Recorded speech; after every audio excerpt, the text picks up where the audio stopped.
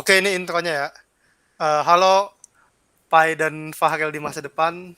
Kalau ente nonton kalian berdua nonton video ini, kan habis ngebuat ide belajar yang menurut saya brilian gitu ya. Karena kalaupun kalian gagal di video ini, kan bisa nonton video ini tahun depan gitu. Jadi ataupun 3 tahun lagi ataupun 4 tahun lagi kalau kalian pengen belajar gitu. Nggak, dan I think nggak banyak yang menggunakan cara kita kayak gini ya. Nah di sini ini pastinya nih bukan soal Kemenlu ya. Kenapa istilahnya kita pakai istilah naskah? Karena kalau kalian lihat ini fontnya font film sebenarnya kan, skrip film ya. Jadi ini kayak kita sutradaranya gitu. Jadi istilah naskah tuh bukan naskah dalam arti naskah soal, tapi naskah film sebenarnya. Pakai font yang dipakai yaitu. Nah ini langsung aja pembagiannya ini daftar isinya ada 7 ya. Ya ada 7, di mana saya Pai itu bakal fokus ke yang pertama hukum internasional, yang kedua hubungan internasional, kemudian yang ketiga itu ada Farel, organisasi internasional, 4 juga Farel, ASEAN, 5 diplomasi Indonesia, Farel juga, 6 saya 7, 6 ekonomi saya, 7 sejarah juga saya. Jadi ini kenapa dibagi itu mengingat expertise juga ya kan kami ngedraft bareng-bareng gitu.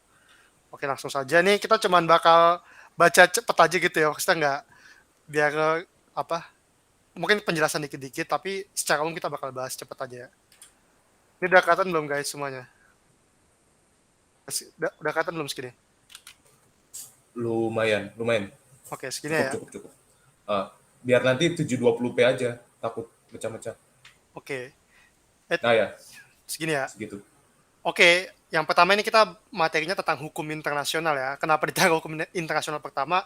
Pastinya karena kami anak hukum. Jadi sangat disayangkan kalau kita sangat disayangkan kalau kita salah di soal kayak begini gitu. Harapannya sini lumbung nilai buat kita ya. Oke, langsung saja soal pertama. Norma hukum internasional yang bersifat fundamental dan harus ditaati oleh negara-negara disebut zamannya Jus Cohens ya, Jus Cohens. Nah di bawahnya Jus Cohens itu ada yang namanya Jus Dispositivum alias dapat diabaikan. Nah ini ada contoh-contoh dari Jus Cohens, ada larangan genosida, kemudian bajak laut, piracy, perbudakan, slavery, non-refoulement ini tadi ada juga di soal penyiksaan, torture, agresi untuk mendapatkan nilai ini conquest namanya. Oke, yang kedua, peradilan internasional yang dibentuk berdasarkan UNCLOS dan berkedudukan di Hamburg, Jerman adalah jawabannya ITLOS ya teman-teman, atau International Tribunal for the Law of the Sea.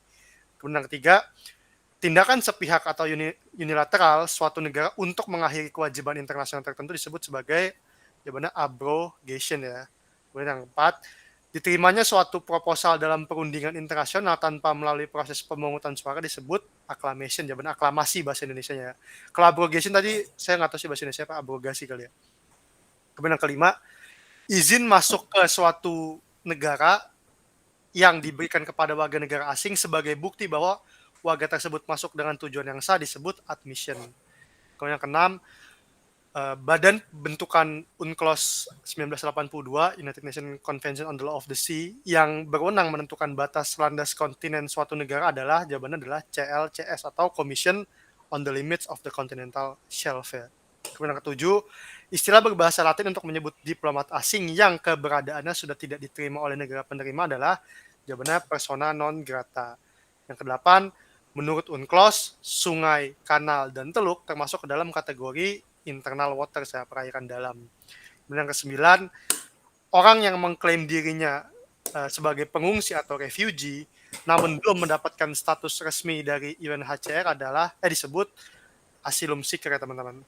Kemudian yang ke-10, prinsip dalam hukum internasional yang menyatakan bahwa hukum internasional dan hukum nasional merupakan satu kesatuan disebut sebagai jawabannya monisme ya teman-teman. Nah, akibat dari monisme itu adalah perjanjian tersebut tidak perlu proses ratifikasi karena jadi satu kesatuan gitu. Jadi lawannya monisme itu dualisme yang artinya butuh ratifikasi. Oke, lanjut ke halaman selanjutnya. 11. Pengikatan diri pada suatu perjanjian yang telah berlaku disebut sebagai aksesi atau accession ya. Jadi udah berlaku baru masuk. Yang 12. Metode resolusi konflik melalui penetapan putusan oleh pihak ketiga yang sifatnya mengikat pihak tersebut berdiri secara permanen disebut sebagai jawabannya adjudication ya. Nah, ini ada catatan bedanya adjudication sama arbitration itu adalah lembaga arbitration itu bersifat ad hoc atau sementara. Ada juga kalau misalnya baca yang lain ini ada mekanisme seperti negotiation, mediation maupun conciliation. Teman nggak akan dibahas karena takutnya kepanjangan. Nomor 13, sumber hukum internasional dapat ditemukan dalam pasal 38 ayat 1 Statuta ICJ ya teman-teman. Ini kebetulan saya awalnya bikin pakai bahasa Inggris. 14, hukum yang terdapat dalam sistem hukum Romawi yang memiliki arti hukum bangsa-bangsa disebut itu ius gentium. Kemudian yang 15, perlawanan kelompok paramiliter atau gerilyawan terhadap pemerintah yang sah yang umumnya bertujuan menggulingkan pemerintah tersebut disebut insurgensi. Insurgensi itu pemberontak ya bahasa Indonesianya. Insurgensi, ya. Apa memang nggak ada Indonesia yang nggak ada padanan ya? Memang Ada pemberontak. pemberontak ya? Insurgents. Oke. Kemudian yang 16, ICCPR, ICASCR, dan UDHR bersama-sama sering disebut sebagai International Bill of Rights atau ya Bill of Rights-nya ya HAM lah gitu lah pokoknya. 17, International Criminal Court atau ICC yang berkedudukan di The Hague, Belanda, didirikan berdasarkan Statuta Roma. Statuta Roma itu tahun 98, tapi dia mulai berlaku atau entry into force itu tahun 2002. Kasus pertama yang ditangani ICC adalah perekrutan anak di bawah umur menjadi tentara oleh Thomas Lubanga dari Kongo pada 2009. Kongo itu di Afrika ya. 18, perjanjian internasional yang memiliki julukan The Treaty of the Treaties adalah VCLT 1969 atau Vienna Convention on the Law of the Treaties ya. Kemudian 19, prinsip dalam Geneva Convention 1951 tentang refugee yang melarang negara penerima untuk mengusir pengungsi yang masuk ke negaranya adalah namanya prinsip non-refoulement ya. Ini intinya nggak boleh nolak pengungsi. Kemudian yang 20, Rohingya. ya banyak ini. Ini sebenarnya kalau kalian ketemu soal-soal yang berkaitan sama pengungsi, ini kuncinya sebenarnya ya, kalau mau dasar ya. Kemudian yang 20, the treaty on the non-proliferation of nuclear weapon atau NPT yang mulai berlaku sejak tanggal 5 Maret 1970 memiliki masa berlaku selama 25 tahun. 25 tahun sekali diupdate. 21, seperangkat hukum internasional yang bertujuan membatasi dampak perang khususnya pada kelompok yang tidak terlibat peperangan disebut sebagai hukum humaniter atau humanitarian law. Kemudian halaman selanjutnya nomor 22, negara yang memiliki pemerintahan sendiri namun menyerahkan urusan pertahanan dan hubungan luar negerinya kepada negara lain disebut associate states ya. Kemudian yang 23, Bangkok Treaty 1997 berisi tentang larangan senjata nuklir di Asia Tenggara. Nah, ini kalau kalian pengen tahu treaty tentang anti nuklir nih, yang pertama tuh Farel sempat bikin soal sebenarnya. Yang pertama itu Antartika. Cuman dia bikin soal di luar Antartika itu apa? Di luar Antartika itu sebenarnya space, tapi mungkin di luar Antartika dan space kali ya. Itu Tlatelolco itu di Amerika Latin Meksiko. dan Karibia ya, di Meksiko. Ini ada, kalau kalian baca silakan. 24, pengaturan pengelolaan limbah antar negara terdapat dalam Basel Convention 1992. Kemudian 25, situasi prasyarat yang dijadikan suatu negara untuk mendeklarasikan perang disebut casus belli. Kemudian 26, perjanjian internasional yang membagi perang menjadi international armed conflicts dan non-international armed conflict adalah Konvensi Jenewa 1949 ya teman-teman. Konvensi Jenewa atau Jenewa, ada jokesnya teman-teman, Jenewa Convention atau Jenewa Suggestion. 27, pernyataan suatu negara untuk mengecualikan klausul dari perjanjian internasional tertentu disebut sebagai reservasi atau reservation. 28, harus juga. Sistem pemungutan suara dengan pembobotan sesuai aturan atau kriteria yang sebelumnya telah disepakati disebut sebagai weighted vote ya teman-teman. Jadi weighted vote itu lawannya one state one vote. One state one vote itu satu negara satu suara gitu. Anda tahu contohnya nggak yang weighted vote? Weighted vote itu contoh di IMF. Oh IMF ya. Oh ya bisa juga dari saham. Ya bisa kayak gitu ya. Nggak selalu ya, bisa saham juga tadi, betul. Kemudian 29, prinsip hukum internasional yang mengatur mengenai dalam konteks apa suatu perang dapat dibenarkan adalah jawabannya jus ad bellum ya teman-teman. Jadi jus ad bellum itu kalau perang belum terjadi, kalau perang sudah terjadi di dalam ini itu namanya jus in bello. Nah, tadi hukum humaniter itu biasanya lebih ke jus in bello ya karena sudah terjadi perang ya. Kemudian 30, tokoh yang mencetuskan doktrin freedom of the seas adalah Hugo de Groot ya, Hugo Grotius. Kemudian yang jadi hukum laut ya teman-teman.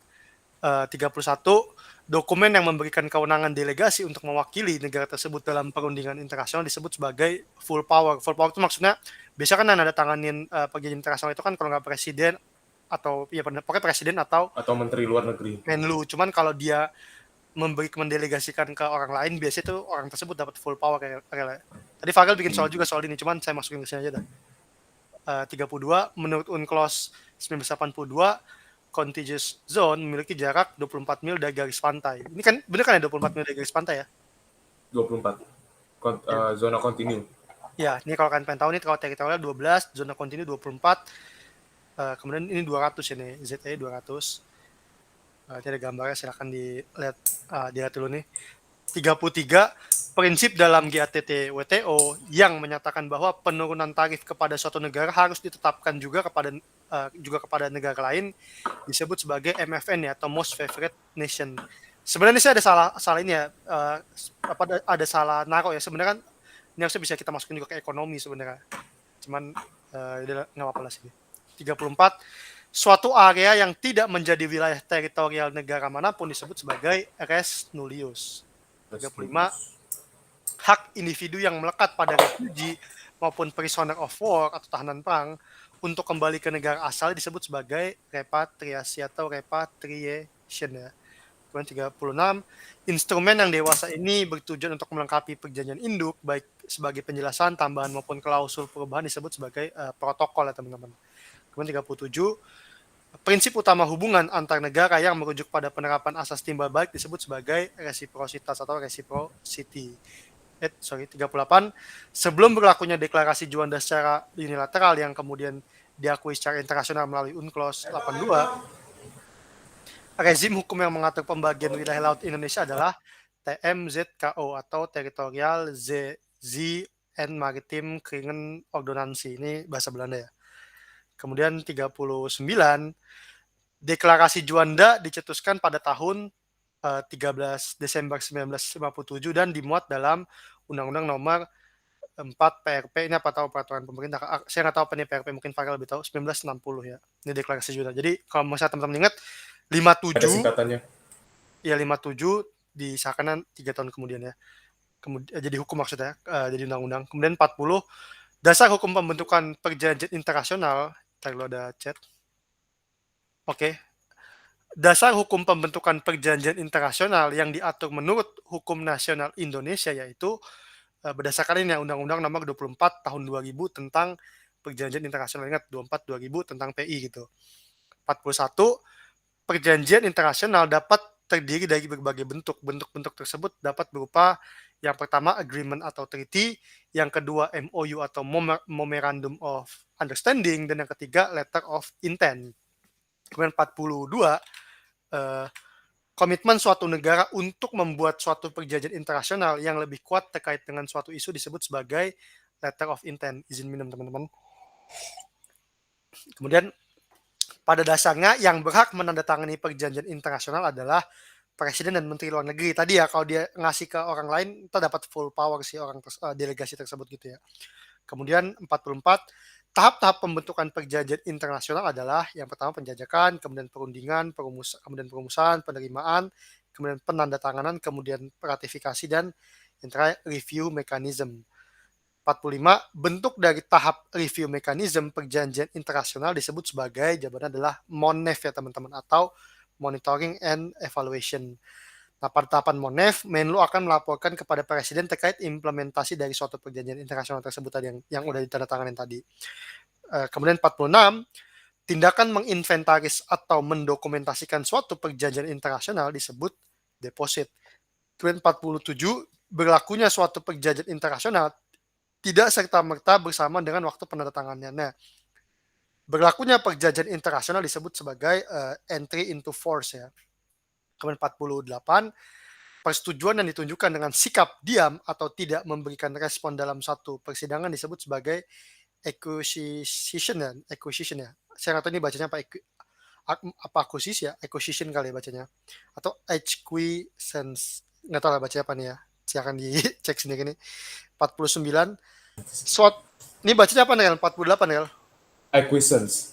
Acquiescence ya, oke. Sorry teman-teman. Ulang ya. 48 persetujuan yang ditunjukkan dengan sikap diam atau tidak memberikan respon dalam suatu persidangan disebut sebagai acquiescence ya.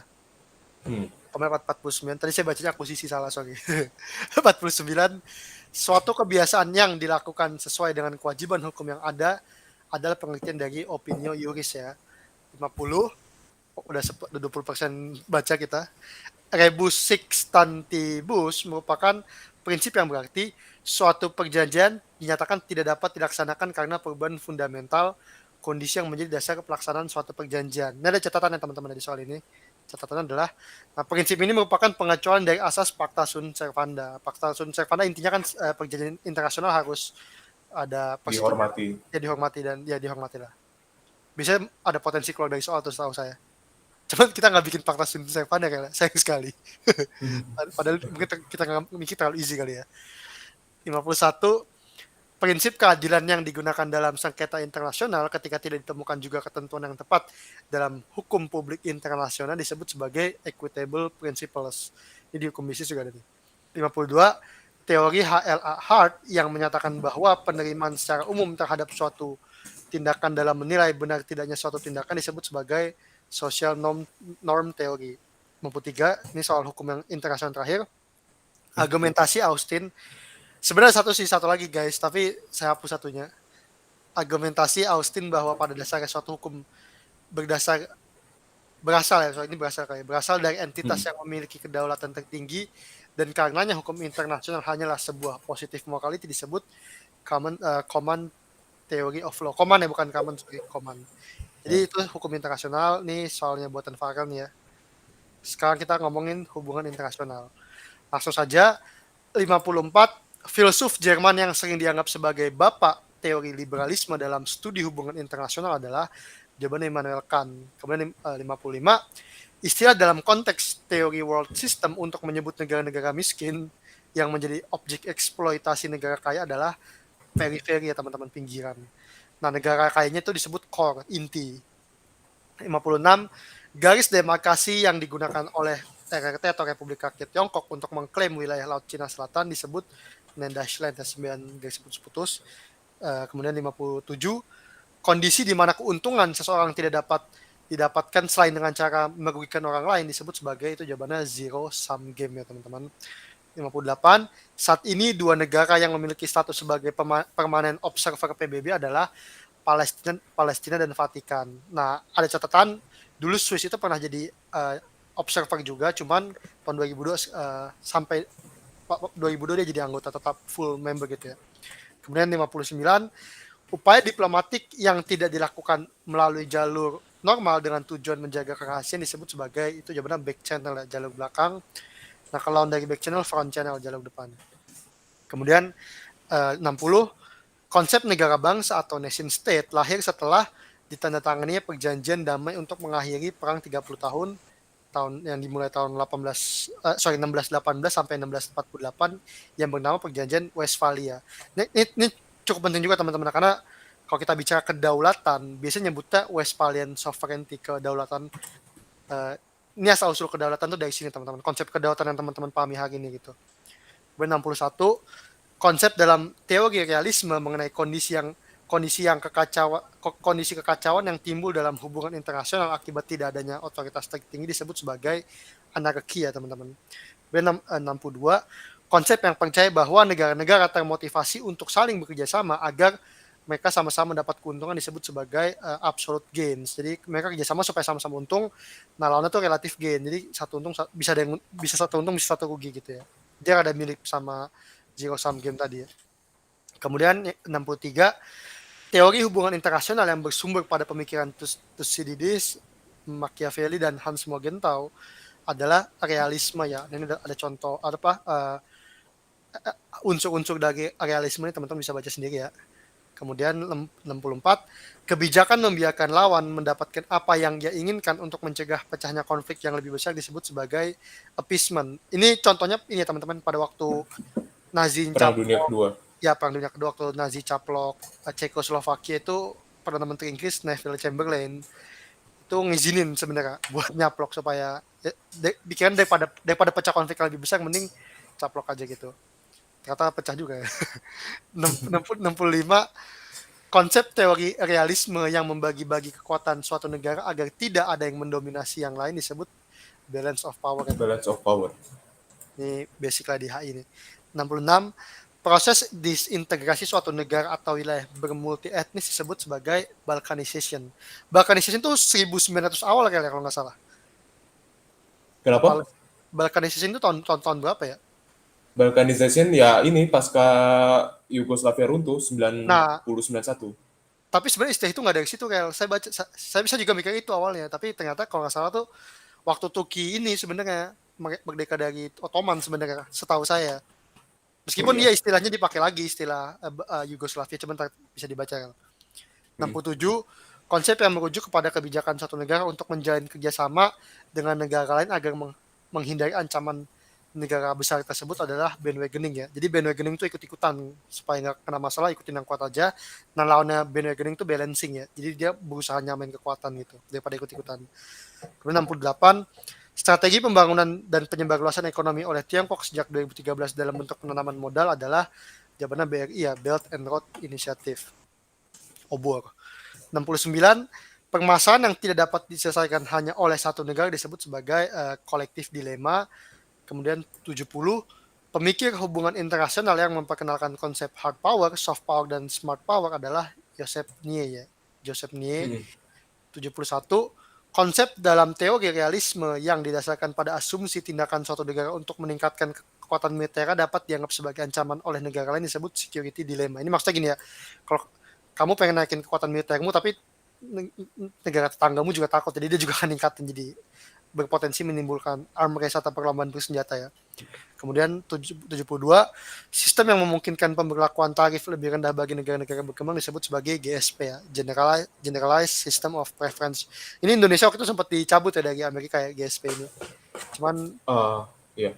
Sampai apa enggak, emang sempat dicabut ya? sempat dicabut, cuman Menko kita hari ini, teman-teman, kalau teman-teman nonton hari ini ya, di masa depan Menko Maritim dan Investasi kita Bapak Luhut memperjuangkan supaya ini diperjuangkan lagi ya. Jadi terima kasih Bapak Luhut. Semoga Bapak Luhut bertahun-tahun kemudian. Luhut 2024. 73 pemikir hubungan internasional yang dikenal sebagai Bapak teori konstruktivisme adalah Alexander Wayne. Ini salah satu yang saya sering ngikutin ya di YouTube, saya nontonin juga. 74 teori dasar hubungan internasional yang percaya bahwa tindakan suatu negara dipengaruhi oleh gagasan ideologi hingga sejarahnya disebut sebagai konstruktivisme. Jadi ini ya, di konstruktivisme itu maksudnya ya, pokoknya sesuatu kebijakan luar negeri itu dipengaruhi oleh gagasan, ide maupun sejarah dari negara tersebut ya. Nah, baca juga teori HI yang lain, dua teori utama tuh liberalisme sama realisme, dan ada juga marxisme. Nah, ini kalau teman-teman zoom sedikit nih ya, ini ada teman-teman bisa baca. Oke, gini kayak gini aja kali ya, segini aja. Ya. Full screen gini aja.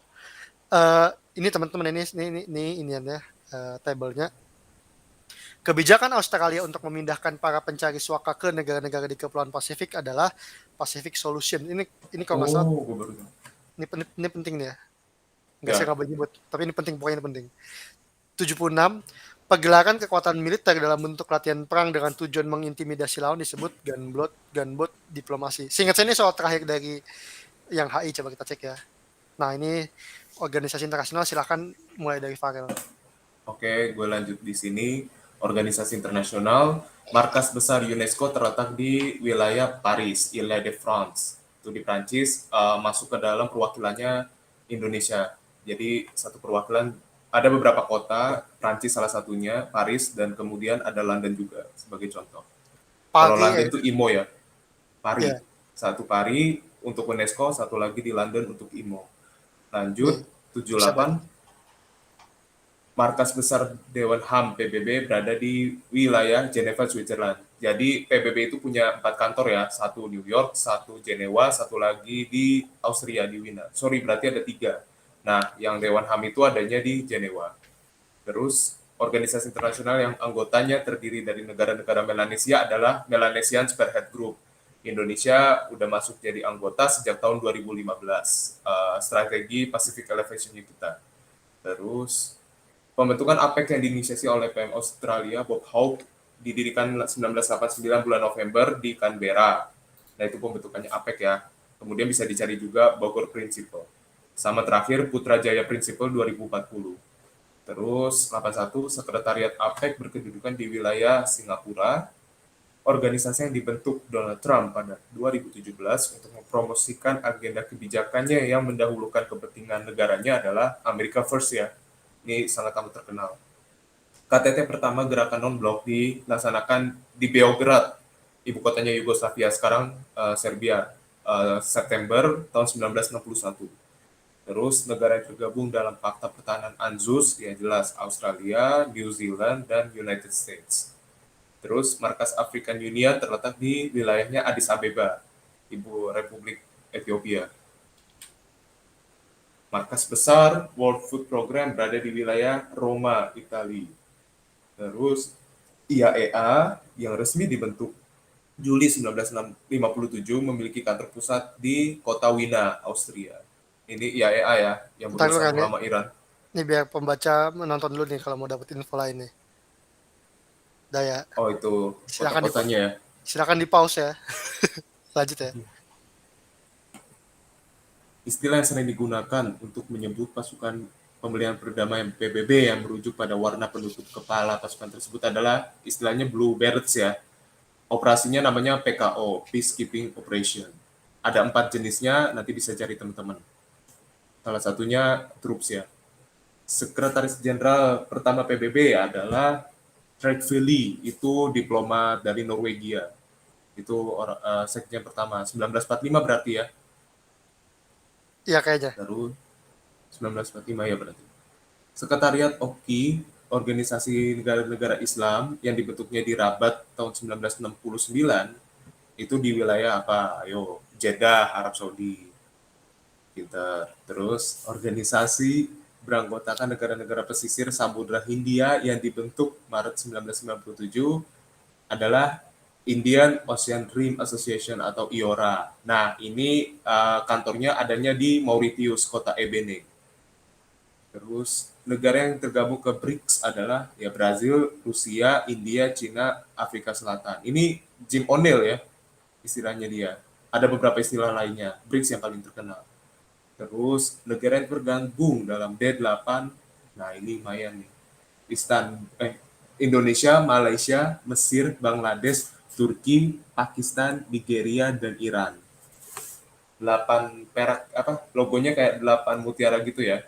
Ini berkedudukan di Istanbul di Turki. 94 Liga Arab yang dibentuk pada 1945 berkantor pusat di kota Kairo, Mesir.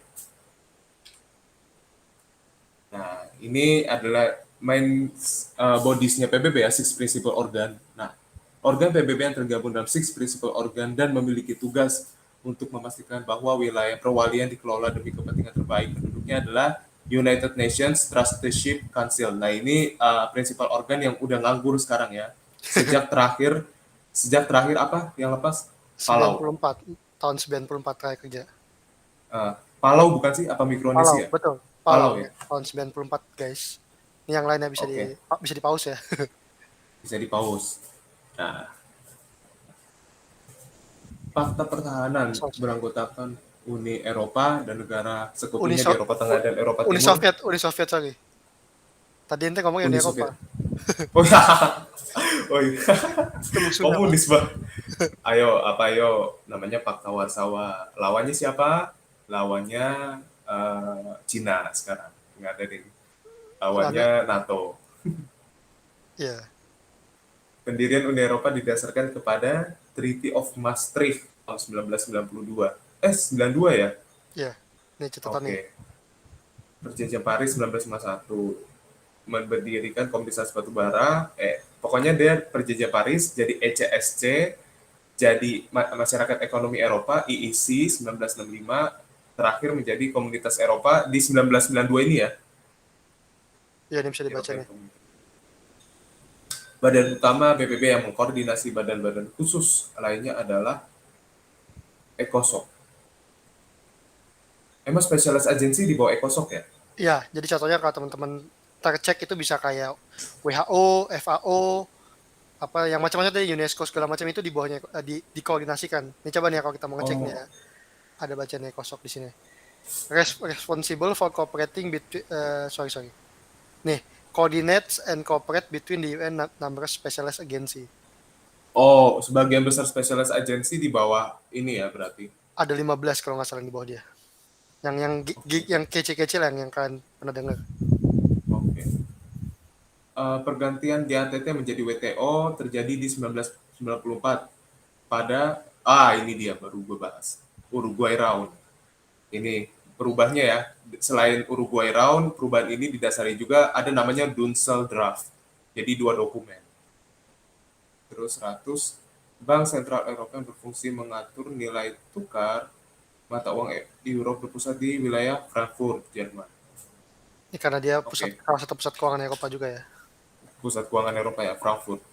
Ini ASEAN. ASEAN. Sekretaris Jenderal ASEAN pertama adalah Pak Hartono Entar Darsono. lu jelasin dulu ya kenapa ada pendahuluan nih. Kenapa ada pendahuluan?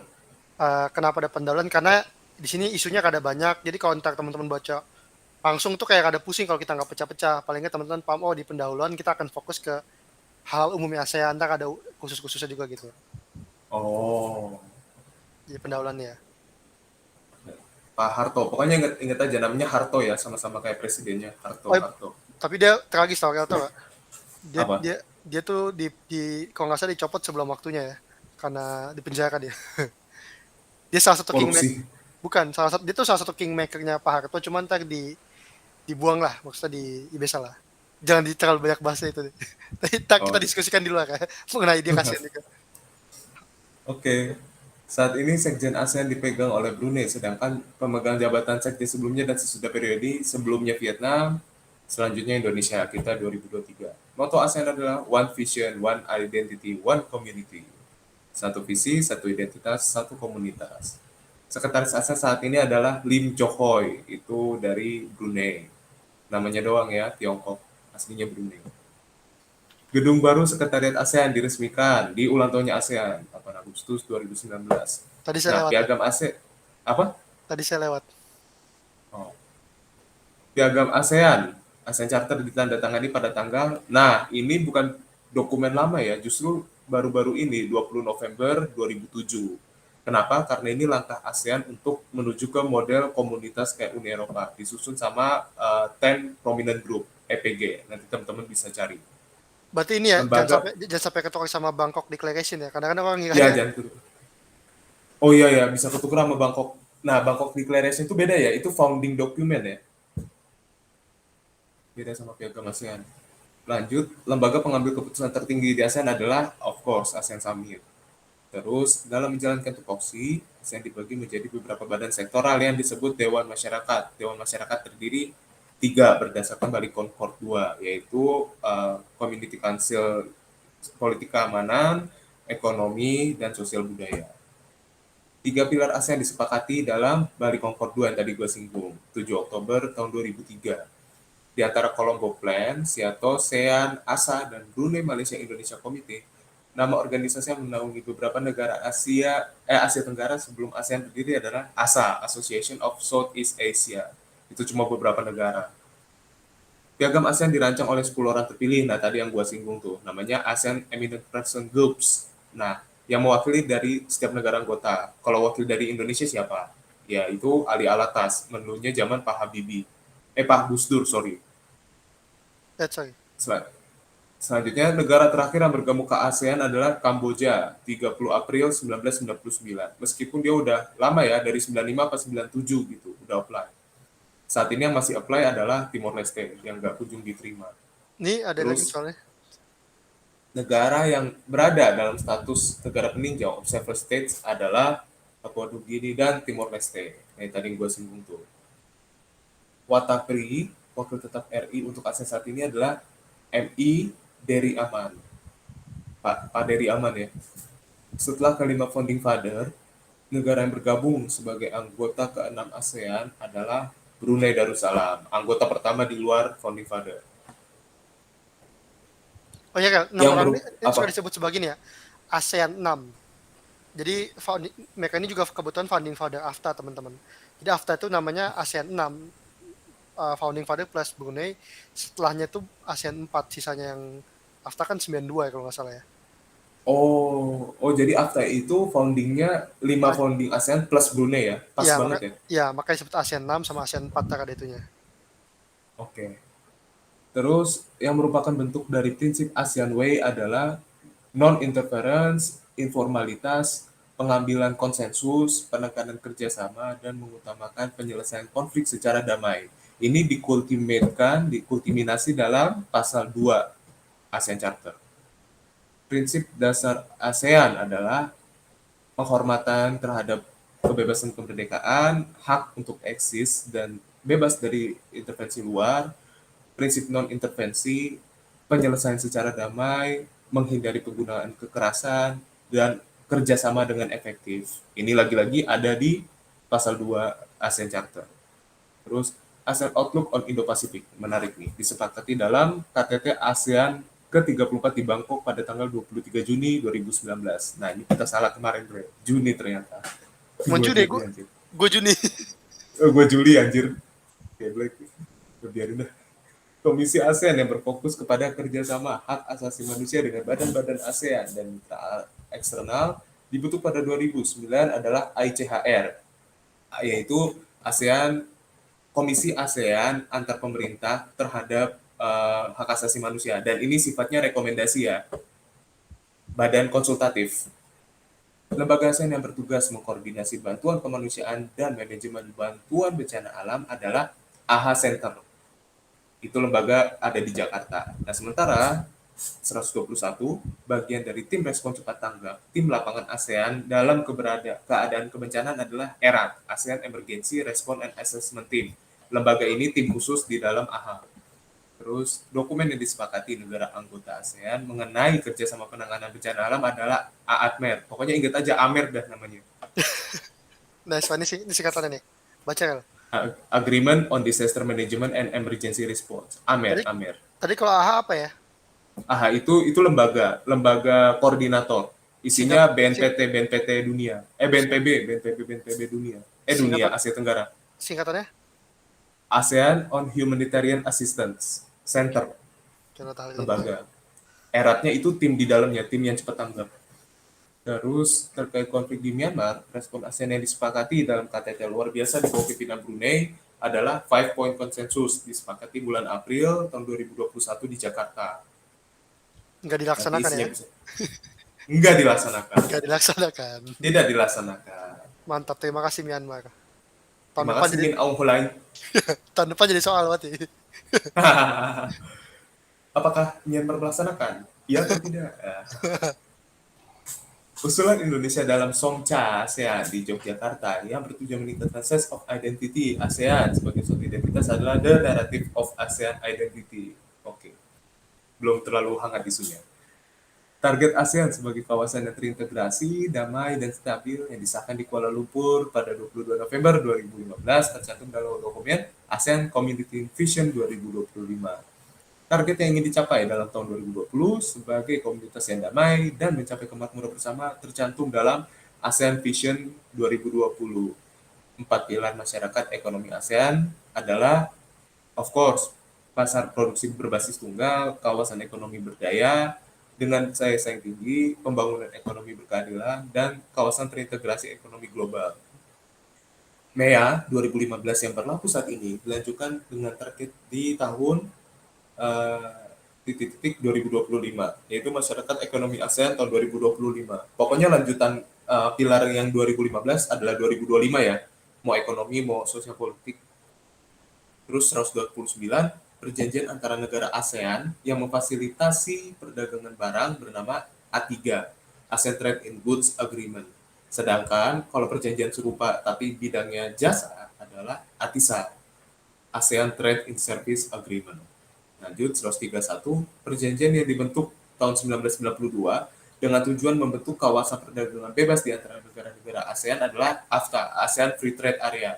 Itu pendirinya siapa tadi, Pak? Coba sebutin lagi. ASEAN 6. ASEAN 6. Founding Father plus Brunei ya? Iya. Oke. 132 Treaty Amity and Cooperation ditandatangani di Bali Concord 1 1976. Concord itu apa kalau maksudnya Concord? Itu istilah doang. Itu nggak ada artinya. Gue juga nggak tahu artinya. Nama dokumennya ASEAN Concord Bali. Terus Oke, 133 dokumen yang ditandatangani di KL pada tahun 1971 yang menegaskan kawasan ASEAN bebas dari campur tangan yang ASEAN adalah ZOPFAN, Zone of Peace, Freedom, and Neutrality. Kuala Lumpur ya, Kuala Lumpur Treaty. Perbedaan antara TAC dan ZOPFAN adalah, nah ini intinya adalah kalau ZOPFAN itu ditandatangani 5 anggota awal ASEAN yang menekankan ASEAN yang netral dan bebas dari campur tangan asing. Jadi sifatnya dia deklaratif keluar ya. Sedangkan TAC adalah perjanjian damai untuk mendorong keamanan dan stabilitas kawasan antara sesama anggota ASEAN dan negara partner di luarnya. Sekarang udah ada bahkan sampai 40 penandatanganan ya. Jadi TAC sifatnya mengajak negara-negara ini berkomitmen. Jadi nggak sekedar deklarasi unilateral. Lanjut. Nah, kita oke. masuk ke topik 2. ASEAN Regional Forum. Tetap gua lanjut baca? Iya lanjut. Habis baru. Oke. ASEAN Regional Forum pertama kali diadakan 25 Juli tahun 1994 di Bangkok, ARF. Fungsi dari ARF adalah itu untuk platform diskusi isu keamanan di Indo-Pasifik dalam upaya mereduksi gangguan stabilitas di kawasan. 137 anggota ASEAN Regional Forum berjumlah, nah ada 27 orang, 10 ASEAN, 10 partner dialognya ASEAN, yaitu Australia, Selandia Baru, Kanada, Uni Eropa, India, Jepang, Korea Selatan, Cina, dan tentu aja Amerika Serikat dan Rusia. Di luar itu ada Bangladesh, ada Korea Utara, ada Mongolia, ada Pakistan, dan Sri Lanka sama Timor Leste. ARF sendiri, nomor 138, merupakan alat bagi ASEAN untuk menjaga harmoni. ARF memiliki 2 tujuan, apa aja? Yang pertama, membangun dialog konstruktif antar pihak. Yang kedua, membuat kontribusi positif untuk membangun rasa saling percaya, confidence and mutual trust. Nomor 139, berikut ini yang merupakan kontribusi ASEAN Regional Forum adalah: satu, mempromosikan rasa saling percaya, mutual trust. Yang kedua, ada bentuk preventif diplomasi. Yang ketiga, upaya mengkolaborasikan pendekatan-pendekatan untuk menghindari konflik. Jadi ARF penekanannya ini ya, membangun mutual trust. Keuntungan ARF bagi Indonesia adalah: pertama, Indonesia sebagai primus inter pares ASEAN dan penggerak utama ARF. Kedua, menetapkan agenda dialog untuk tujuan stabilitas regional. Tiga, menggalang dukungan anggota-anggotanya untuk keutuhan teritori dan kedaulatannya Indonesia. Yang keempat, mendorong komitmen kawasan untuk kerjasama di berbagai isu. Terakhir, mempromosikan budaya damai, toleransi, dan dialog di kawasan. Masuk ke topik selanjutnya, East Asia Summit. Lanjut gua. Iya, Oke. habisin. East Asia Summit merupakan forum regionalisme terbuka yang terdiri dari anggota yang berjumlah 18 anggota, 10 ASEAN dan 8 di luar itu ya. Ini bisa di screenshotnya ya. Bisa di screenshot ya. Pause aja. Lanjut. Iya, iya. Fungsi dari EAS adalah yaitu diskusi strategis antar ASEAN dengan negara mitranya mengenai tema-tema terbaru di kawasan Indo-Pasifik. Bedakan dengan fungsi konflik preventionnya ARF ya. Kalau EAS berarti dia lebih ke isu strategis dan terkini. Termasuk COVID juga tentu aja. EAS pertama kali diselenggarakan pada tanggal 14 Desember 2005 di Kuala Lumpur, Malaysia. Tahun 2005 ya. Sifat dari karakteristik dari forum EAS adalah terbuka, inklusif, transparan, outward looking, bersifat retreat. Jadi dia lebih cenderung informal ya. EAS nomor 145 pada umumnya diselenggarakan tiap tahun. Agenda EAS terakhir yang dilaksanakan pada tahun 2020 membahas tentang upaya penanggulangan COVID-19 dan upaya pulih bersama yang dipimpin Vietnam, serta pemulihan berkelanjutan, pertumbuhan ekonomi, akses vaksin yang adil dan merata yang dipimpin Brunei. Nah, jadi dia lebih tema aktual dan strategis ya, beda sama ARF. Bali Principles nomor 146 yang disepakati di KTT East Asia Summit ke-6 pada tahun 2020 lalu merupakan bentuk kontribusi Indonesia yang berkaitan dengan norma-norma yang diambil dari Piagam PBB, TAC, yang berfungsi sebagai pedoman untuk hubungan antara negara EAS yang mampu menjaga perdamaian, stabilitas, serta kemakmuran. Jadi beda RF Oke, sama ES apa, Kel? jadi pada intinya ARF itu apa istilahnya ya? Kitohnya, semangatnya adalah untuk stabilitas kawasan. Makanya di situ termasuk juga Korea Utara. Tapi kalau EAS, dia lebih kepada isu-isu strategis, jadi nggak serta-merta keamanan. Contohnya baru-baru ini kan COVID. Oh Indonesia iya. sempat juga fokus ke marine debris kan. Oke, oke, Tuh. oke. Ada lagi nih selain itu, APT, ASEAN Plus 3. Nah ini yang paling inti di luar ASEAN. Tiga negara ASEAN, yaitu ASEAN, Jepang, Korea, sama Tiongkok. Nah, dokumen yang menjadi dasar nomor 148 dalam penyelenggaraan APT adalah Joint Statement on East Asia Corporation 1997. 149 pada tahun 2001, APT membentuk inisiatif sebagai bentuk kerjasama visi menengah jangka panjang dan untuk membentuk komunitas Asia Timur di bidang investasi, pendanaan kawasan, koordinasi mata uang, dan bahkan EAS. Inisiatif tersebut bernama yaitu EAVG ya, East Asian Vision Group. Nah, itu adalah visi kedepannya. Selain EAVG, ada lagi namanya EASG, East Asia Study Group. Itu untuk membangun studi di universitas-universitas ternama di Asia Timur, terkait studi Asia Timur. Nomor 150, salah satu hasil yang paling signifikan dari APT adalah CMI, Chiang Mai Initiative, yang disepakati pada 24 Maret 2010. CMI itu apa sih? CMI sendiri adalah mekanisme bilateral swap agreement untuk membantu likuiditas keuangan untuk Arrangement, menghadapi arrangement. krisis. Ya, swap arrangement.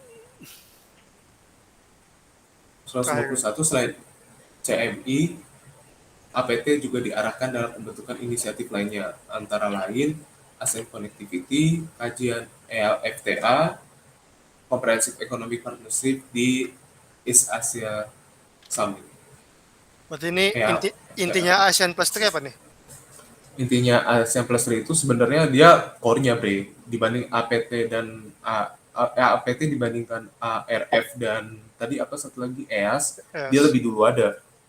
Oke, Pertama oke. kali ASEAN keluar itu ya sama tiga negara itu. Oke, oke. Kalau ASEAN Plus 1 ini guys ya, itu artinya bilateral dia. Bilateral dalam arti gini, ASEAN-nya satu gitu. Dijadikan kayak Uni Eropa dengan Indonesia misalnya gitu. Jadi kalau ntar teman-teman ini kan plus 3, kalau plus 1 misalnya ASEAN sama Rusia, ASEAN sama Amerika, ASEAN sama ini Oh satu-satu. ya ada juga itu ya, Ya itu disebutnya mitra wacana kalau bahasa Indonesianya. Cuma nggak tahu bahasa mitra Inggrisnya. mitra wacana. Oke. Ya, oke ini masih anda nih. Ini masih gua. Hmm. Oke deh. Mau minum dulu Ntar nggak? gua minum dulu ya. Ya silakan minum dulu. Setara guys, nih kita baca pegel. Serius ini pegel banget tadi kalau. Lumayan. Menuju 100 nih gua. Diplomasi Indonesia dan Perkemenluan. Menarik nih. Ya, cinta penjambon. Saat ini kedutaan besar Indonesia di seluruh dunia berjumlah 95 kedutaan besar. 95, bukan 132 nih. Nih, Apa yang terakhir, yang terbaru itu adalah di Yaounde, Kamerun, di Afrika Barat. Saat ini kita punya 132, 95 kedubes, 3 perutusan tetap untuk PBB di New York dan Jenewa, serta perutusan tetap untuk ASEAN di Jakarta. Jadi 4 perutusan tetap ya, dan 30 konsulat jenderal sama 4 konsulat Republik Indonesia. Terus Menteri Luar Negeri kita siapa yang pertama? Pak Ahmad Subarjo. Ketiganya Agus Salim. Kantor Kementerian Luar Negeri pertama itu ada di daerah Cikini, rumah Ahmad Subarjo. Cikini Raya nomor 80 Jakarta Pusat yang sekarang mau dijual. Nomor 155, negara yang memiliki batas darat langsung dengan Indonesia itu cuma ada 3. Apa aja? Malaysia, Papua Nugini, dan RDTL, Timur Leste. Nomor 156, pengakuan kedaulatan Indonesia oleh Belanda yang dilaksanakan di Den Haag tahun 49 dilaksanakan dalam perundingan Konferensi Meja Bundar. Diselenggarakan dari bulan Mei sampai November 1949. 157, Organisasi Kementerian Luar Negeri dibagi menjadi lembaga setingkat Direktorat Jenderal, yaitu apa? 7 plus 1, 7 Direktorat Jenderal plus 1 Sekretariat Jenderal. apa aja, Dirjen Asia Pasifik dan Afrika, Amerika Eropa, kerjasama ASEAN, multilateral, hukum perjanjian internasional, informasi dan diplomasi publik, protokol dan konsuler, plus sekretariat jenderal. Ini ada Bisa singkatan dibaca lagi ya. ya, Nih, ya. bisa dibaca tupoksi-tupoksinya. Dalam mengemban tugas, Menteri Luar Negeri Bu Retno Marsudi dibantu oleh seorang wakil menteri, siapa namanya sekarang? Pak Mahendra Siregar, orang outsider, Kemenkeu. Kemenkeu, limpahan. Fungsi konsuler merupakan, nah, konsuler itu adalah tugas pelayanan notariat, kehakiman, dan jasa konsuler. Secara garis besar, hal-hal legalitas ya, serta pelindungan warga negara Indonesia dan Badan Hukum Indonesia di negara penerima. Nomor 160, sedangkan fungsi protokoler adalah pelayanan keprotokoler yang pada intinya mengatur acara-acara, seremoni-seremoni yang bersifat resmi. Contohnya kayak upacara atau mungkin kunjungan pejabat atau membuat courtesy call, yaitu pertemuan secara resmi dengan orang penting di negara tujuan. Itu Berarti protokoler. kalau konsuler itu kayak buat warga negara, ini buat pejabat kali ya? Tetap ya buat warga negara bisa kita, bisa juga warga negara asing. Oke. Ada perjanjiannya. Nomor 161, keamanan diplomatik serta perihal kerjasama dalam konteks pembangunan internasional termasuk ke dalam fungsi Direktorat Jenderal Informasi dan Diplomasi Publik. Nah, terus, perlindungan WNI di luar negeri termasuk ke dalam ranah Direktorat Jenderal Protokol dan Konsuler. Di antara BSSN, BSKLN, LPKP, dan Sesparlu yang merupakan lembaga pengkajian kebijakan Kementerian Luar Negeri adalah BSKLN ya, Ini apa nih? Badan Badan Strategis Kebijakan Luar Negeri, Bukan BSKLN. bukan CSIS ya? Ah, Bukan, ya. Enggak, bre, enggak lah, Kemlu masih mengadakan lembaga internalnya kok. Direktorat yang mengampu kegiatan monitoring dan evaluasi perjanjian antar kementerian atau lembaga negara dengan pihak asing adalah Dirjen HPI. Sekaligus dia menaungi Treaty Room kita yang terkenal itu ya, di Gedung Garuda. Nomor 165, koordinasi dan penyusunan peraturan perundang-undangan serta pelaksanaan advokasi hukum dalam konteks kelembagaan merupakan fungsi dari Sekretariat Jenderal. Presiden Joko Widodo mengamanatkan agar Kementerian Luar Negeri berfokus pada diplomasi, ekonomi, dan diplomasi kesehatan. Ada di Renstra 2020 kita. Prioritas politik Kementerian Luar Negeri untuk 5 tahun ke depan bertumpu kepada prioritas 4+1. Ayo apa aja? Pertama, ekonomi, kedua perlindungan, tiga kedaulatan kebangsaan, yang keempat kontribusi kepemimpinan Indonesia, dan yang terakhir infrastruktur diplomasi, termasuk tentang diplomasi digital ya. Nomor 168, perwakilan Republik Indonesia di luar negeri meliputi perwakilan diplomatik dan perwakilan konsuler. 169, courtesy call merupakan contoh fungsi dan diselenggarakan oleh, yaitu fungsi protokolnya dilaksanakan oleh siapa? Perwakilan diplomatik dan perwakilan konsuler. Perbedaan antara KJRI dan KRI adalah KJRI yaitu Konsulat Jenderal Republik Indonesia adalah perwakilan diplomatik untuk hubungan budaya, ekonomi, sosial, pendidikan dipimpin oleh seorang konsul jenderal yang berlokasi di wilayah strategis berdasarkan banyaknya diaspora dan atau nilai ekonominya. Contoh Istanbul, Osaka, Dubai, atau Frankfurt. Jadi kedutaan besar dikurangi ke fungsi politiknya ya. Fungsi politik ya. Sedangkan KRI hanya berfokus pada pelayanan bagi WNI dan kekonsuleran di suatu wilayah. Itu dipimpin oleh seorang konsul. Sejauh ini hanya ada 4 di Darwin, di Tawau, di Songkla, sama Vanimo di Papua. Ini Jadi mana konsulat mana ya? jenderal Darwin di Darwin itu Australia. di Australia Utara, Northern Australia Territory. Tawau itu di yang kepala jambul Kalimantan tuh apa ya? Sarawak ya? Oh iya, iya. Sarawak. Terus Songkla itu di Provinsi Patani, Vanimo itu di Provinsi Ap- Sendau, Papua Nugini. ini provinsinya mana? Papua Nugini Patani, juga. Patani itu bukan di mana? Patani di Thailand Selatan, Oh, oke oke. Songkla. Berarti ini Australia, Australia, Malaysia, Malaysia, ya, Thailand, Thailand. sama Papua Nugini. Oke. Terus untuk memaksimalkan diplomasi ekonomi, Kemenlu bersama dengan Kemendak membentuk ITPC, Indonesia Trade Promotion Center di seluruh dunia. Ada berapa jumlahnya? Jumlahnya ada 19. Yang paling terkenal di Dubai, Istanbul, Frankfurt, sama Osaka. Fungsi diplomatik Indonesia tidak diselenggarakan oleh perwakilan diplomatik Indonesia, fungsi diplomatik tapi tidak diselenggarakan oleh perwakilan diplomatik Indonesia. Itu di wilayah mana?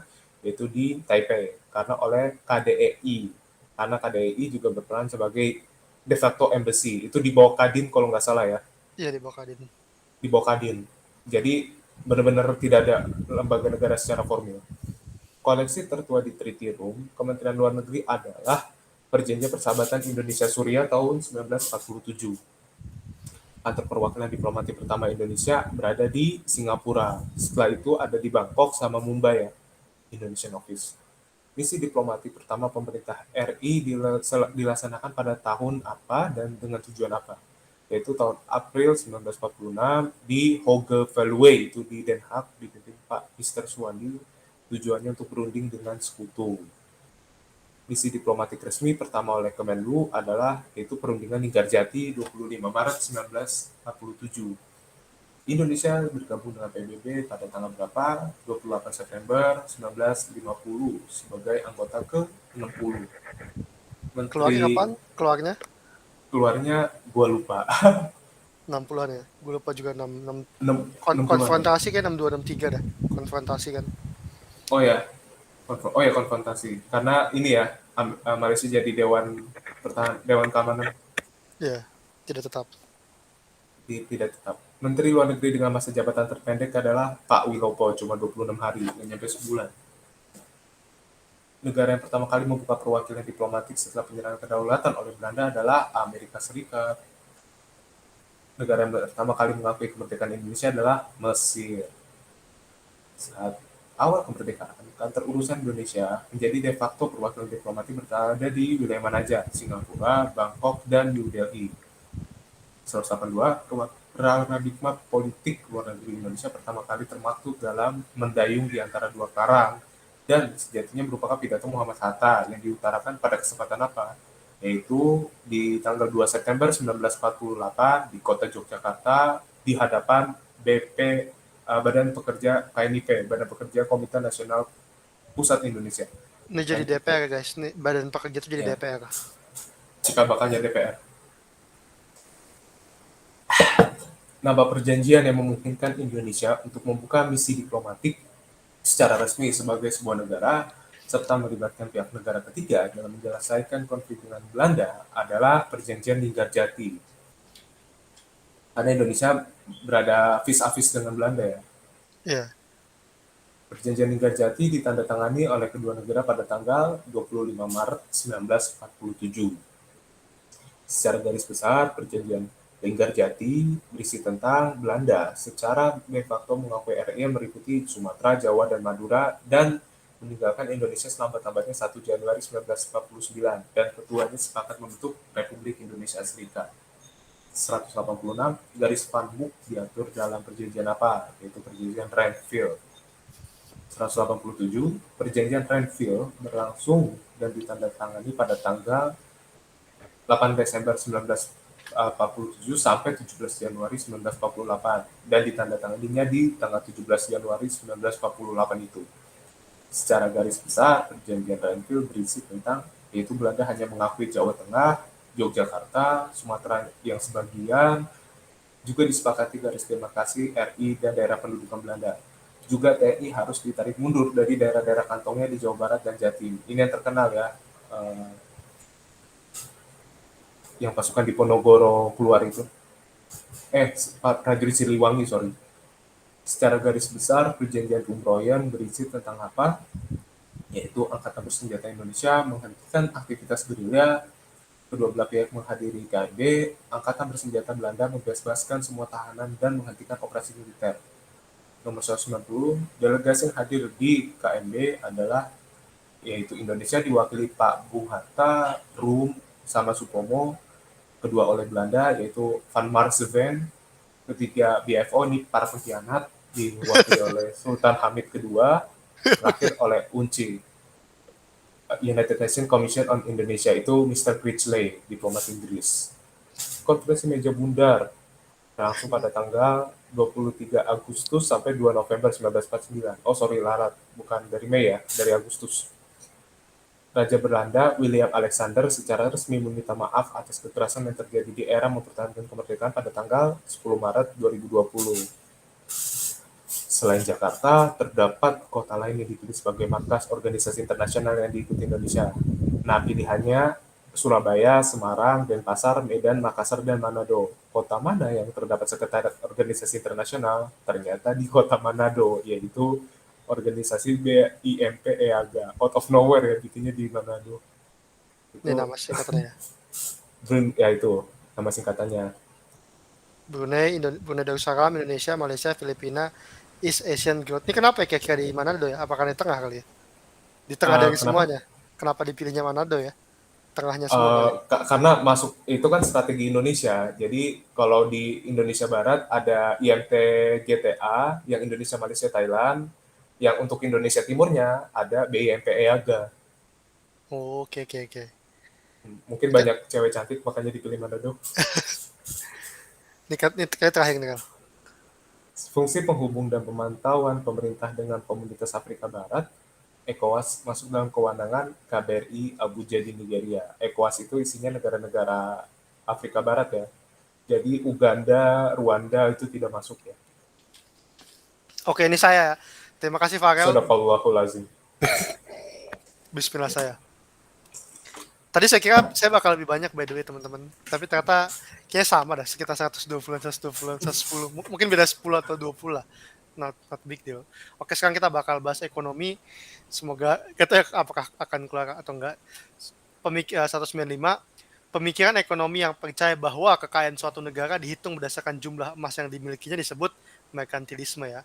196, metafora yang digunakan Adam Smith mengenai manfaat tidak terduga dari tindakan individu disebut sebagai invisible hand atau tangan-tangan tidak terlihat. Ini bisa teman saya suka ngejokes teman-teman.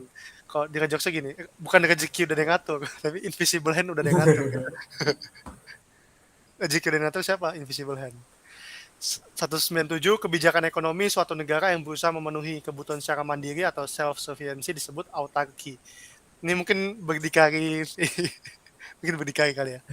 198, kebijakan moneter untuk menurunkan nilai mata uang dalam negeri disebut sebagai devaluation ya, devaluasi. 199, berarti lawannya revaluasi kalau nggak salah. 199, pemberian pinjaman oleh pemerintah atau swasta kepada perusahaan yang terancam bangkrut disebut sebagai bailout ya. Ini biasa kalau di bank-bank mau bangkrut tuh di bailout gitu supaya nggak hancur dan money rush ya kemana-mana. 200, suatu periode di mana harga-harga mengalami penurunan disebut sebagai deflation ya. Ini deflasi. Kalau naik itu inflasi ya. 201, teori yang dicetuskan David Ricardo yang membandingkan keunggulan suatu negara dengan negara lain disebut comparative advantage atau keunggulan komparatif. Kalau Adam Smith tuh ini ya keunggulan absolut ya. Absolute advantage.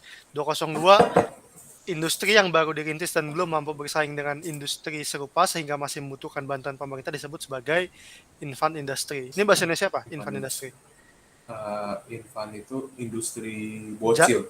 Gue jawab janin sih kemarin. Gue jawab ini pakai istilah ini. 203, nilai ekspor dikurangi nilai impor suatu negara dalam waktu tertentu disebut balance of trade ya teman-teman. Nah kalau seluruh transaksi suatu negara itu balance of payment ya. Jadi jangan sampai ketukar ini. 204, ekonom Inggris penulis buku The General Theory of Employment, Interest and Money yang mengajukan pentingnya peran pemerintah dalam menggunakan anggaran sehingga menggerakkan roda perekonomian adalah John Maynard Keynes. Paham ekonominya itu disebut Keynesian ya. Ini contoh kebijakannya di New Deal kalau kalian tahu zamannya Franklin Delano Roosevelt Presiden Amerika. 205, istilah ekonomi berbahasa Prancis yang berasal dari pemikiran Adam Smith yang melahirkan gagasan perdagangan bebas adalah laissez-faire. Artinya yang ya sudah gitu, biarkan lah gitu. Artinya biarkan. 206, praktik penjualan barang ke negara lain yang barang harga tersebut dianggap oleh negara lain tersebut terlalu rendah disebut sebagai praktik dumping ya teman-teman. Jadi jualnya bisa pakai subsidi dulu tuh, biar harganya murah gitu. Terus begitu masuk, kok murah banget? industri dalam negeri negara lawan nggak bisa bersaing gitu ya. Nah ini tadi yang saya cerita tentang di hukum ya, prinsip GATT atau WTO yang melarang diskriminasi produk impor dengan produk lokal suatu negara disebut sebagai national treatment. Jadi itu dua prinsip utamanya GATT sama WTO ya. Kalau most favorite nation itu kalau lu ngasih keuntungan di satu A, B juga harus dapat gitu, negara B juga harus dapat. National treatment ketika barang tersebut udah masuk, dia nggak boleh didiskriminasi dengan barang lokal, misalnya dipajaknya dinaikin gitu. Jadi ya bisa masuk tapi di dalam dimainin sama aja bohong gitu kan. 208 indeks yang digunakan untuk menentukan nilai suatu mata uang dengan cara membandingkan dengan daya beli negara lain disebut sebagai PPP ya, purchasing power parity. Ini kayak harga burger di satu negara itu berapa dibandingkan dengan di negara lain misalnya gitu. 209 penurunan pertumbuhan ekonomi dalam 2 kuartal berturut-turut disebut sebagai resesi atau recession ya. Kalau 4 kuartal atau 1 tahun itu namanya depresi. Ini 2 kuartal atau 6 bulan berarti ya. 210 kebijakan ekonomi untuk mengarahkan perekonomian yang berkaitan dengan pengeluaran dan pendapatan pemerintah disebut sebagai kebijakan fiskal atau fiscal policy. Biasa dilawaninnya sama kalau berkaitan sama uang itu disebutnya moneter, kebijakan moneter. 211 sistem nilai tukar di mana penawaran dan permintaan di pasar valuta asing menentukan nilai tukar mata uang suatu negara disebut sebagai floating exchange rate ya, atau sistem mata uang mengambang. Jadi mata uang itu dibiarin sesuai penawaran dan permintaan. Nah kalau ditentuin sama pemerintah itu namanya fixed exchange rate ya. Jadi misalnya 15% terus gitu. Lalu pakai mana? Ya rata-rata sekarang pakainya floating exchange rate ya. Dulu Indonesia pernah terpakai fixed exchange rate, cuman pada waktu krisis ekonomi Asia yang krismon itu diganti jadi floating exchange rate. Kemudian 212 standar yang digunakan untuk mengukur tingkat ketimpangan adalah koefisien Gini koefisien. Total produksi barang dan jasa yang dihasilkan suatu negara dalam periode tertentu biasanya dalam kurun waktu 1 tahun disebut sebagai GDP atau Gross Domestic Product. Nah kalau GDP kan itu tadi ya, kalau JNP itu dihasilkan dalam dan luar negeri ya teman-teman. Ini salah satu perdebatan kenapa Amerika tidak kaya banget ya, karena banyak juga yang perusahaannya di luar negeri gitu. Kalau gitu pakai GDP kan jadi enggak. 214 operasi pasar terbuka yang dilaksanakan oleh Bank Indonesia merupakan bagian dari kebijakan moneter. Ini buat kalau misalnya uang kebanyakan atau kedikitan gitu ya. Kebanyakan ya kan dibeli ya duitnya. Iya, dibeli sama di pasar uang pasar uang misalnya. Oke, tadi itu ekonomi gak terlalu banyak. Nah ini terakhir berarti ya, sejarah dan lain-lain. Perjanjian damai yang mengakhiri perang Vietnam ditandatangani pada 27 Januari 1973 di wilayah Paris ya, di Prancis ya. Kemudian 216 istilah yang digunakan untuk menggambarkan terpisahnya Eropa menjadi 2 kubu saat perang dingin yang dicetuskan oleh Perdana Menteri Inggris Winston Churchill adalah Iron Curtain atau apa bahasa Indonesia tembok Iron Curtain tirai besi. Ini pidatonya dia ya. Ya. Yang ngebelah Eropa Barat sama Eropa Timur. 217 bantuan keuangan yang diberikan Amerika kepada negara-negara Eropa pasca Perang Dunia Kedua untuk mencegah berkembangnya komunisme disebut Marshall Plan. Ini dari George Marshall, Menlo Amerika. Dia militer pertama yang menang Nobel Perdamaian by the way ya. 218 doktrin politik luar negeri Amerika Serikat yang dicetuskan tahun 1823 yang mengkategorikan negara-negara Eropa untuk yang intinya ngelarang negara-negara Eropa untuk menjajah kembali Amerika Serikat benua Amerika. Kalau ngelakuin disebut tindakan agresi itu disebut doktrin Monroe ya, Monroe Doctrine. Ini nama presidennya James Monroe apa kalau nggak salah. Ini juga penting nih, soal ini penting ya. 219 Managing Director IMF yang membantu Indonesia ketika menghadapi krisis krismon tahun 97 adalah Michel Camdesus ya. Ini penting banget ya. Ingat ya, Michel Camdesus. 220 wilayah yang dianeksasi oleh Israel karena kemenangan dalam perang 6 hari 1967 adalah dataran tinggi Golan punyanya Suriah, tepi baratnya Yordan, jalur Gaza dan semenanjung Sinai punya Mesir. Damainya ini yang terjadi mengeluarkan Dewan Keamanan resolusi DK 242 ya. Kemudian 221 istilah berbahasa Jerman yang berarti ruang hidup yang dijadikan pembenaran oleh Nazi Jerman untuk melakukan ekspansi wilayah disebut sebagai Lebensraum ya. Kemudian nama perjanjian yang mengakhiri Perang Dunia Pertama adalah Perjanjian Versailles. Ini menjadi cikal bakal Perang Dunia Kedua juga nih, yang menghukum Jerman jatuh miskin. Pemimpin PLO atau Palestine Liberation Organization yang menjadi presiden otoritas Palestina pertama adalah Yasser Arafat. Yang suka pakai ini tau gak? Yang suka pakai ini. Ya, kefiah itu ya. Iya, warnanya. Tapi dia kan biasanya merah ya, kalau ini kan hitam dia. Hmm. Buku Komunis Manifesto ditulis oleh Karl Marx dan Friedrich Engels. Ini ingat ya, dua ya kalau ini. Salah. Kalau Das Kapital sendiri ya? Iya, Karl Marx. Hmm. Pihak yang menjadi lawan dari pemerintah komunis yang didukung oleh Uni Soviet dalam perang Soviet Afghanistan adalah Mujahidin ya. Ini kumpulan-kumpulan. Entar salah satu Mujahidin ini jadi Taliban ya. 226 kebijakan di Afrika Selatan yang memisahkan warga berdasarkan warna kulit disebut sebagai kebijakan apartheid. Apartheid itu bahasa Afrika artinya ini ya, salah satu Bahasa Afrika ya. Afrikaans. Ya, Afrikaans artinya terpisah ya. Apart ini kan, apart terpisah. Apart. Kemudian penulis buku Summa Theologica yang juga dikenal sebagai karena doktrin Just War atau perang yang adil adalah Thomas Aquinas. Kemudian Arab Spring yang menjadi taruh petanya nih ya. Silakan itu pause. Arab Spring adalah gelombang protes menentang rezim otoriter di wilayah Afrika Utara dan Timur Tengah. Arab Spring sendiri dimulai pada akhir 2010 dan bermula di negara Tunisia. Di sini ya. Tunisia kan sini ya. Dari Tunisia menyebar ke Libya baru ke Mesir nih. Ini ada ini kalau kalian bisa warnanya sesuai ini ya, sesuai ini ada artinya nih. Separah apa? Kenapa Israel tidak kena? Israel nggak kena Arab Spring ya? Karena dia kan cukup demokratis ya. Demokrasi Itu menjadi tanda tanya, kok bisa?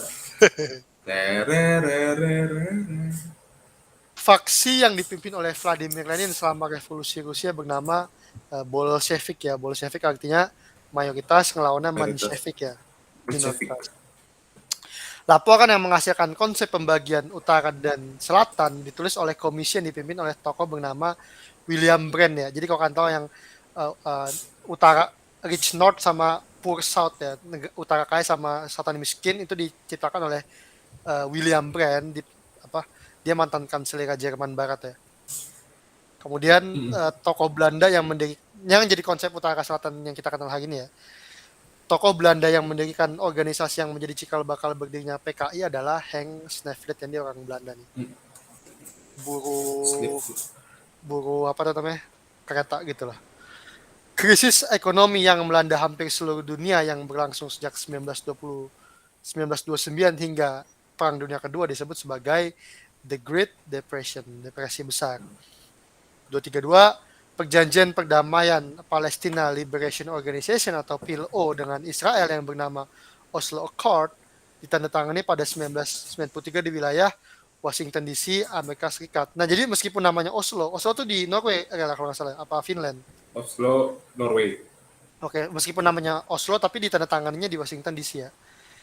Saya lupa di tempat peristirahatannya Camp David kalau nggak salah ya. Camp David yang di Mesir ya?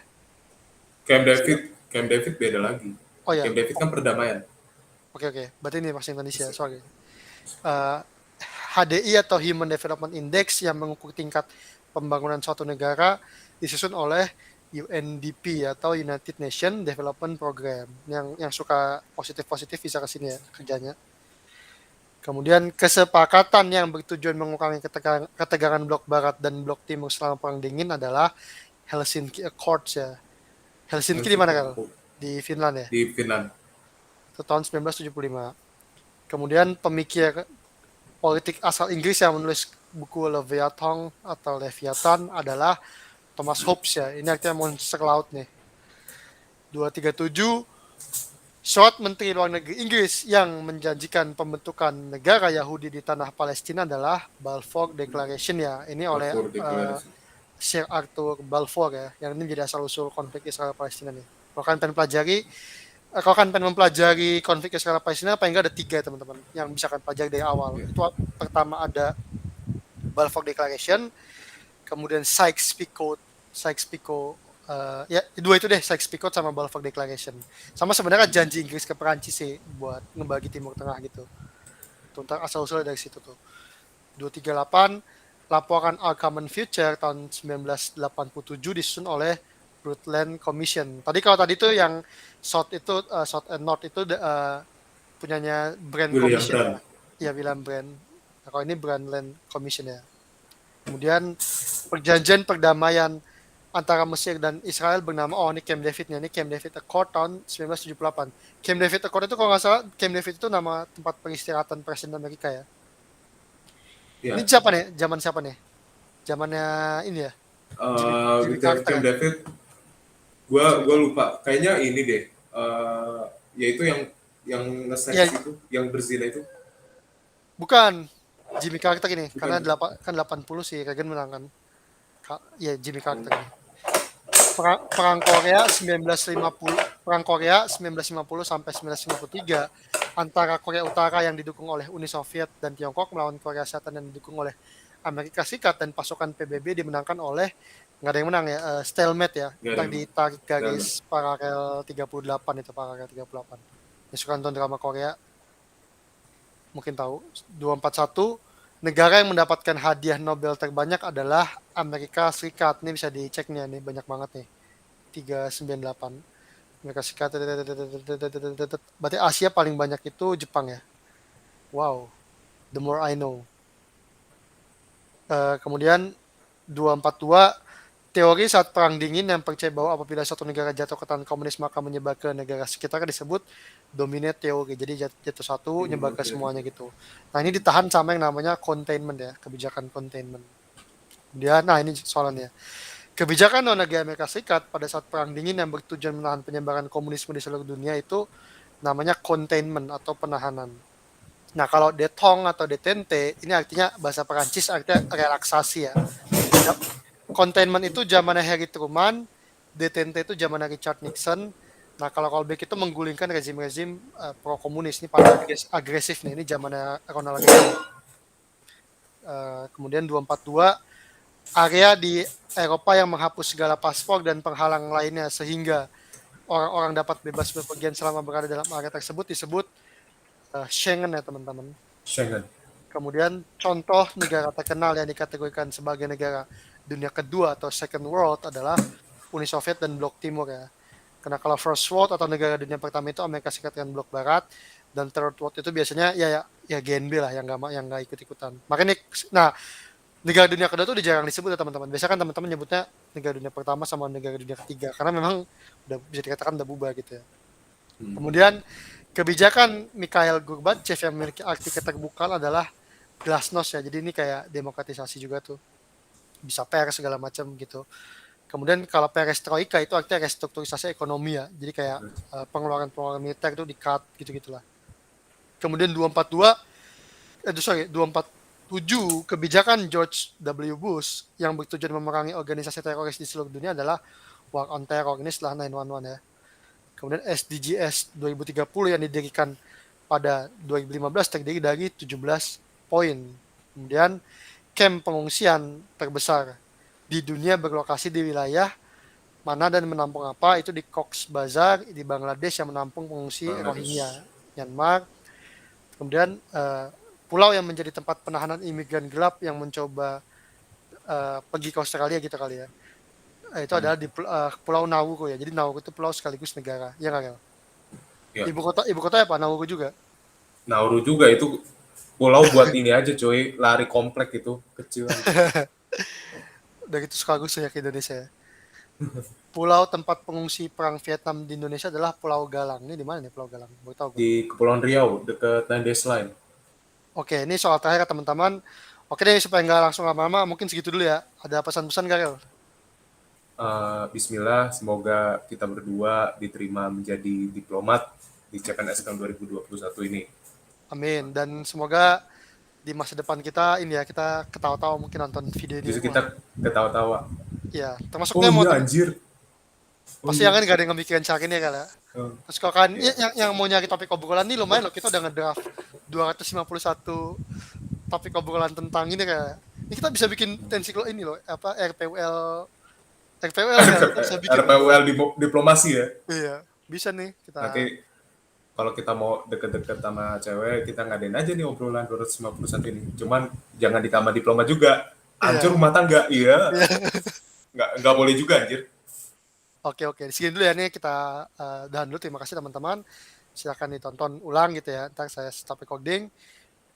Billahi taufiq wal hidayah.